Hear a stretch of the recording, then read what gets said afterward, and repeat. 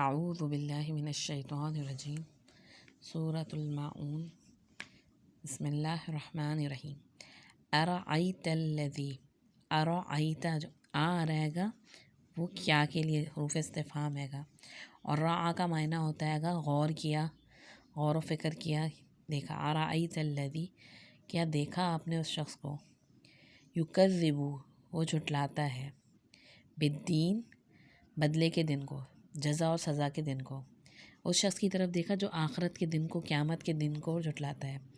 دین کے بارے میں بتایا تھا کہ دین جب آخرت کے حوالے سے آئے تو اس سے جب جزا و سزا مراد ہوتی ہے، اور اگر دنیا کے حوالے سے آئے تو اس سے دین، طریقہ، شریعت مراد ہوتی ہے۔ تو یہاں کہا جا رہا ہے گا کیا آپ نے غور نہیں کیا، حیرانی کی، تعجب کی بات ہے کہ وہ شخص آخرت کے دن کو جھٹلا دیتا ہے گا، موت کے بعد دوبارہ جی اٹھنے کو جھٹلا دیتا ہے گا۔ تو ایسے شخص کا کون ہوتا ہے ایسا شخص، اس کا رویہ کیا ہوتا ہے گا؟ فَذَلِكَ الْيَدُعُ الْيَتِيمَ، سو یہ شخص جو ہوتا ہے گا جو دھکے دیتا ہے یتیم کو۔ فَذَلِكَ، ذَلِكَ اشارے کے لیے استعمال ہوتا ہے گا، وہ شخص، الذی وہ جو، یدعو، ید ہاتھ کو کہتے ہیں گے، یدعو کا معنی ہے دھکے دینا ہاتھ سے۔ یتیم، یتیم دراصل معاشرے کا سب سے کمزور طبقہ ہوتا ہے گا، جس کے سر پر اس کا باپ نہ ہو، اور عربوں میں اس کو بہت ہی کمزور سمجھا جاتا تھا اور بہت زیادہ دبا دیا جاتا تھا، اس کے مال پہ قبضہ کر لیا جاتا تھا۔ تو ایسا شخص جو آخرت کے دن میں یقین نہ رکھتا ہو، جو اپنے بنانے والے کے سامنے جواب دہی کا احساس نہ کرتا ہو، جس کو بڑے کا خوف نہ ہو، اپنے رب کا خوف نہ ہو، تو وہ ظاہر سی بات ہے وہ پھر اپنے چھوٹے کو کیا دے گا، کیا کرے گا؟ تو وہ دھکا دیتا ہے گا، دباتا ہے گا۔ آج بھی دنیا میں دیکھ لیں ہم کہ جتنی بھی سپر پاورز جو ہوتی ہیں گی، جو آخرت پہ یقین نہیں رکھتی ہیں گی، وہ کیا کر رہی ہوتی ہیں؟ وہ اپنے سے کم تر جو کنٹریز ہیں گی ان کو دھکے دبا رہی ہوتی ہیں گی، ان پہ پریشر ڈال رہی ہوتی ہیں، اپنی باتیں منوا رہی ہوتی ہیں گی، ان کو اپنے کنٹرول میں کی ہوتی ہیں گی۔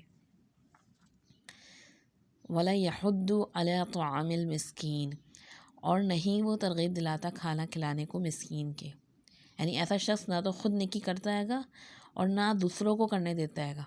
یعنی دوسروں کو بھی اگر خود آپ نے، ہمارا دین ہمیں کیا سکھاتا ہے گا کہ انسان کسی نہ کسی طرح سے نیکی کرنے کی کوشش کرے، اور اگر خود صلاحیت نہیں ہوتی تو دوسرے کو رہنمائی کر دے کہ وہ نیکی کے راستے پہ چل پڑے، وہ دوسرے کی مدد کر دے۔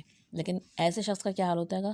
ایسا بخیل شخص جو ہوتا ہے گا وہ صرف اپنی فائدے سمیٹنے کے بارے میں سوچتا ہے گا، تو دوسروں کو بھی رغبت نہیں دلاتا کہ وہ دوسرے ہی نیکی کر جائیں۔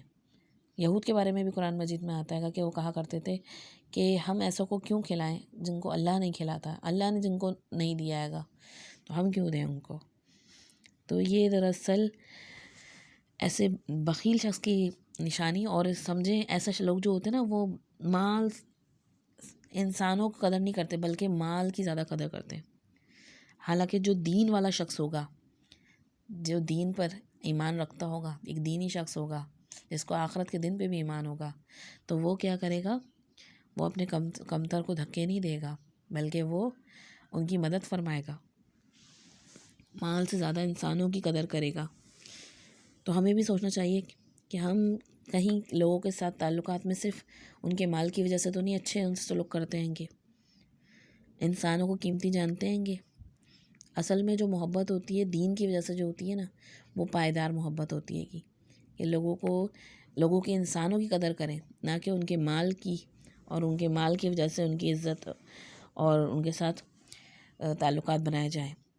تو حقوق العباد، جب تک ایک دیندار شخص دوسروں کو تو دین کی طرف بلا رہا ہے گا لیکن وہ خود حقوق العباد کو پورا نہیں کرتا ہے گا، وہ خود کمزوروں کو اپلفٹ نہیں کرتا ہے گا، تو اصل میں وہ دینی شخص نہیں ہے گا۔ یہاں پہ آ رہا ہے گا آیت نمبر 4 میں فَوَيْلٌ لِّلْمُصَلِّينَ، لیکن درمیانی آیت آ گئی تو خرابی ہے ایسے نمازیوں کے لیے، یعنی ایسے نمازی جو خود نمازیں تو پڑھ رہے ہیں گے لیکن ابھی اوپر یہ والے کام نہیں کر رہے۔ اگر اس آیت کو ہم اوپر سے جوڑیں تو وہ یہ حقوق، بعض لوگ ہوتے ہیں کہ نمازیں پڑھ رہے ہوتے ہیں وہ لیکن حقوق العباد ادا نہیں کر رہے ہوتے ہیں۔ تو ہمارا دین کیا ہے؟ بیلنس میں لے کے چلنے کو ہے گا۔ ہمارے دین میں حقوق اللہ بھی ہیں اور حقوق العباد بھی ہیں، اور جب تک ہم مکمل نہیں کریں گے ان دونوں کو، ہمارا دین مکمل نہیں ہوگا۔ قرآن مجید میں آتا ہے الیوم اکملت لکم دینکم، ہم نے تمہارا دین مکمل کر دیا۔ تو آپ صلی اللہ علیہ وسلم نے تمام چیزیں کر کے دکھائی ہیں گی۔ آپ صلی اللہ علیہ وسلم کی نمازیں بھی دیکھ لیں، ان کی خوبصورتی دیکھ لیں، اور دوسری طرف آپ صلی اللہ علیہ وسلم کا معاشرے میں ہر طبقے کے لوگوں کے ساتھ رویہ، اخلاق اور تعلقات دیکھ لیں، تو ہمارا دین جو ہے وہ دونوں چیزوں کو لے کے بیلنس چلنے کا ہے گا کہ ایک تو جس رب نے دیا ہے گا اس کا بھی حق ادا کرنا ہے، اس کا بھی شکر ادا کرنا ہے، اور پھر دوسری طرف جس کے پاس نہیں ہے اس کو بھی دینا ہے گا. یعنی ہم کہاں آ گئے؟ ہم بیچ میں آ گئے بیلنس. ایک طرف رب کا حق ادا کرنا ہے گا جو سب کچھ دے رہا ہے گا، اور دوسری طرف ہم اپنے سے پھر نیچے کمتر لوگوں کو دیکھنا ہے گا اور ان کو آگے پاس آؤٹ کرنا ہے گا ہمیں جو کچھ دیا ہے گا. تو ایسے لوگوں کے لیے ہلاکت ہے. ایک تو اوپر سے آپ ریلیٹ کریں گے فویل للمصلین کہ جو یہ کام نہیں کرتے، غریبوں کو دھکا دیتے ہیں گے، مسکینوں کو کھانا نکلاتے، تو بھلے وہ نمازیں بھی پڑھ رہے ہیں تو ایسے نمازیوں کی لیے خرابی ہے، ہلاکت ہے. ان کی نمازیں ان کی ریچولس کی پابندی ان کو بچا نہیں سکتی. اچھا اگلی آیت سے اس کو ریلیٹ کریں، الذین هم عن صلاتہم ساہون. الذین وہ لوگ، الذی کی جمع ہے یہ، ہم وہ جو عن صلاتہم اپنی نمازوں کی طرف سے، ساہون غافل ہیں. صحف کہتے ہیں نا، ہم کہتے ہیں سجدہ صحف، جب غلطی ہو جاتی ہے گی تو کیا جاتا ہے گا. تو ایسے لوگ اپنی نمازوں سے غافل ہیں، انہیں پتہ ہی نہیں کہ وہ نماز میں کیا پڑھ رہے ہیں گے. اور نماز اصل میں جو ہوتی ہے گی وہ صرف ایک ریچول اور ایک ایکسرسائز نہیں ہے گی، بلکہ اس میں اللہ تعالیٰ سے کنیکشن ہوتا ہے گا انسان کا، ایک دل کا تعلق اللہ تعالیٰ سے ہونا چاہیے. تو وہ اپنی نمازوں سے غافل ہیں. اچھا یہاں پہ فی صلاتہم یا نمازوں میں غافل ہیں، نماز کے اندر وہ غافل ہیں گے، بلکہ نمازوں سے غافل ہیں گے. ایک تو یہ کہ نمازوں میں سستی، نمازوں کو پڑھنا لیکن تاخیر سے پڑھنا، فکر نہیں کرنا میں نماز کے بارے میں. تو یہ تو منافقت کی نشانی ہے کہ منافق جو ہوتا ہے گا وہ سستی، کاہلی سے اور ٹھونگے مارنے والی نماز پڑھتا ہے گا. یعنی اس کو نماز کا احساس نہیں. کیونکہ دیکھیں ہمیشہ یاد رکھیے، ہم کچھ بھی سیکھ رہے ہیں، پڑھ رہے ہیں، دین کا کام کر رہے ہیں، قرآن سیکھ رہے ہیں گے، اس کے پیچھے ہماری نیت کیا ہونی چاہیے؟ اصل چیز یہ ہے کہ میری اندر کی اصلاح ہو جائے، میرے دل کی اصلاح ہو جائے، دل میرا جو ہے نا وہ اللہ کے لیے خالص ہو جائے. جب تک ہمارے دلوں میں اخلاص نہیں آئے گا تو یہ کہ وہ ہماری جو ریچولز بھی ہم ادا کر رہے ہیں اوپر سے وہ بھی ایک سمجھے کھوکھلے ہوں گے، اس کے اندر ایک وہ روح اور اسپرٹ نہیں ہوگی.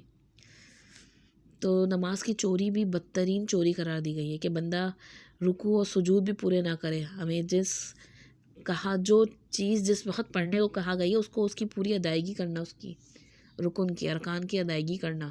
ہمیں پتہ ہی نہ ہو کہ ہم اللہ اکبر کہہ رہیں گے اور دھڑ دھڑ اوپر نیچے ہو رہیں گے ایک ایکسرسائز کی طرح.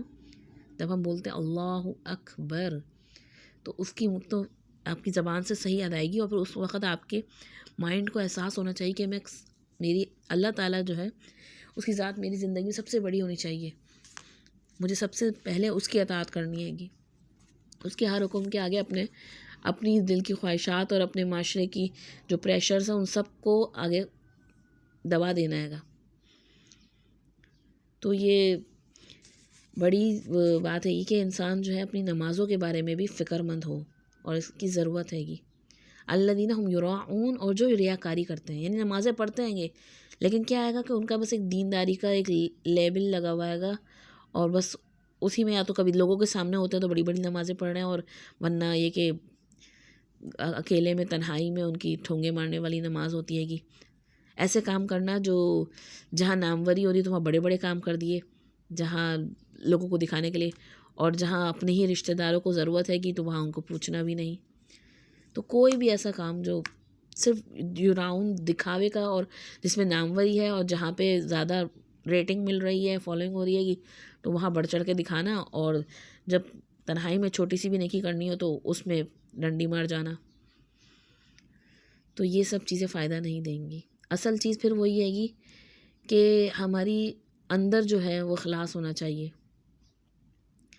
اور آخری آیت وَيَمْنَعُونَ الْمَاعُونَ، اور وہ عام استعمال کی چیز بھی مانگنے پر نہیں دیتے. پھر آخر میں دوبارہ کس کی طرف اشارہ کر دیا گا؟ حقوق العباد کی طرف، کہ بیچ میں حقوق اللہ کا ذکر کر کے دوبارہ حقوق العباد کی طرف. معن جو ہے نا وہ تھوڑی سی چیز کو کہتے ہیں، چھوٹی سی چیز کو. اس سے بعض مفسر نے رائے لی کہ زکوٰۃ تک نہیں دیتے، کیونکہ زکوٰۃ بھی جو مال کے اندر انسان کا تھوڑا سا 2.5% حصہ ہوتا ہے گا. اور دوسری چیز یہ پھر چھوٹی گھر میں مانگنے کی چیزیں جو ہوتی ہیں گی، چھوٹی ضرورت کی چیزیں جو کسی کو ضرورت پڑ جائے تو اتنا دل چھوٹا ہے گا کہ بوقت ضرورت اپنے پڑوسی سے عاریتاً کوئی چیز جو ہے گی وہ بھی نہ دے، انسان اس کو بھی نہ دے. اس کے بارے میں ایک احادیث بھی آدمی نبی کریم صلی اللہ علیہ وسلم نے فرمایا گا 3 چیزوں کے بارے میں کہ مانگی ہوئی چیز کا واپس کرنا، اور دوسری چیز ضامن کو تاوان بھرنا، اور تیسری چیز قرضے کی ادائیگی لازم ہے. یعنی ان 3 چیزوں کو لازمی قرار دیا گیا کہ جس طریقے سے دوسرا مانگی ہوئی چیز دیتے نہیں ہیں گے تو جس نے مانگی ہے چیز اس کو واپس کرنا بھی اس کی ذمہ داری میں شامل ہے. اور دوسری چیز اگر کسی کی ضمانت لی ہے ہم نے تو ضامن کو پھر اگر گارنٹیئر جو ہے گا اس کو پھر تاوان بھرنا پڑتا ہے گا. اور تیسری چیز قرضہ انسان جو لے تو اس کی ادائیگی بھی لازم ہے. یعنی کہ صرف مانگنے والے ہی کو ایٹیکیٹس نہیں سکھائے گئے، دینے والے کو ہی اور مانگنے والے کو دونوں کو ایٹیکیٹس سکھائے گئے ہمارے دین میں کہ ایک تو اگر کوئی مانگ رہا ہے گا تو اس کی ضرورت کو پورا کرنے کی کوشش کی جائے، چھوٹی موٹی چیزوں میں اپنے دل کو تنگ نہ کیا جائے. اور دوسرا یہ کہ جو لے رہا ہے گا تو اس کو بھی ذمہ داری سکھائی گئی ہے گی کہ جو تم چیز آریتاً مانگی گئی ہے تو اس کا احساس رکھے کہ اس سے اس کے بارے میں بھی پوچھ ہوگی. تو ایک دیندار شخص جو ہوتا ہے گا، جس کا تعلق دین سے مضبوط ہوتا ہے گا، وہ آخرت کے دن میں یقین رکھتا ہے گا، تو وہ اپنے رب کا بھی حق ادا کرتا ہے گا اور اپنے معاشرے میں اپنے ساتھ رہنے والوں کا بھی حق ادا کرتا ہے گا. اس کو احساس ہمیشہ یہ غالب رہتا ہے گا کہ اصل میں میرے اندر کی اصلاح ہو. میں کچھ بھی کام کر رہا ہوں تو اصل میں اس سے کیا ہے، میرا تعلق اللہ سے مضبوط ہو. میں کسی کو دے رہا ہوں تو صرف لوگوں کو دکھانے کے لیے نہیں، بلکہ اس کا اجر مجھے اللہ سے ملے گا. تو میرا اللہ تعالیٰ سے تعلق مضبوط ہونے کے لیے ضروری ہے گا کہ ہم دونوں کیٹیگری کی طرف دیکھیں. ایک طرف اپنی نمازوں کی طرف بھی دیکھیں اور دوسری طرف اپنے سے کمتر لوگ جتنے بھی ہیں گے، یتیم ہیں، مسکین ہیں، اپنے اور خاص طور پہ اپنے رشتہ داروں میں، اپنے قریبی لوگوں میں، کیونکہ اس کے بارے میں ہماری پوچھ زیادہ ہے. اللہ تعالیٰ ہمیں عمل کی توفیق عطا فرمائے.